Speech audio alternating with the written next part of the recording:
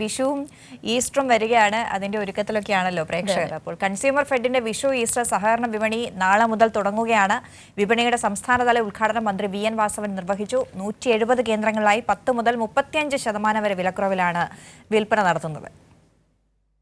നിത്യോപയോഗ സാധനങ്ങളുടെ വിലക്കയറ്റം നിയന്ത്രണ വിധേയമാക്കുന്നതിന് ശക്തമായ വിപണി ഇടപെടലുകളാണ് കൺസ്യൂമർ ഫെഡ് വഴി സംസ്ഥാന സർക്കാർ നടപ്പിലാക്കുന്നത്. സംസ്ഥാനത്ത് 170 കേന്ദ്രങ്ങളിലായാണ് ഇത്തവണ വിഷു ഈസ്റ്റർ സബ്സിഡി വിപണികൾ നടത്തുന്നത്. ചൂഷണം നടക്കുന്ന ഇടങ്ങളിലും നല്ല ഇടപെടലാണ് കൺസ്യൂമർ ഫെഡ് നടത്തുന്നതെന്ന് മന്ത്രി വി.എൻ. വാസവൻ പറഞ്ഞു. നിത്യോപയോഗ സാധനങ്ങൾ ഉത്സവ സീസണുകളാണ് സാധാരണക്കാരെ ഏറ്റവും കൂടുതൽ കൊള്ളയടിക്കത്തക്ക രൂപത്തിൽ വില ഉയർന്നുകൊണ്ട് മുന്നോട്ട് വരിക. ആ സമയത്താണ് കൺസ്യൂമർ ഫെഡ് ഇടപെട്ട് ഏറെ സഹായകരമായ സാഹചര്യങ്ങൾ സൃഷ്ടിച്ചിപ്പോൾ കഴിഞ്ഞ 8 വർഷക്കാലത്തിലേറെയായി 13 ഇനങ്ങൾക്ക് ഒരേ വിലയ്ക്ക് കൊടുക്കുന്ന സാഹചര്യം കൺസ്യൂമർ ഫെഡ് സ്വീകരിച്ചു വരുന്നു എന്നുള്ളതാണ് ഏറെ ശ്രദ്ധേയമായ മറ്റൊരു കാര്യം. സർക്കാർ നിശ്ചയിക്കുന്ന വിലയ്ക്കാണ് 13 ഇനം നിത്യോപയോഗ സാധനങ്ങൾ പൊതുമാർക്കറ്റിൽ എത്തിക്കുന്നത്.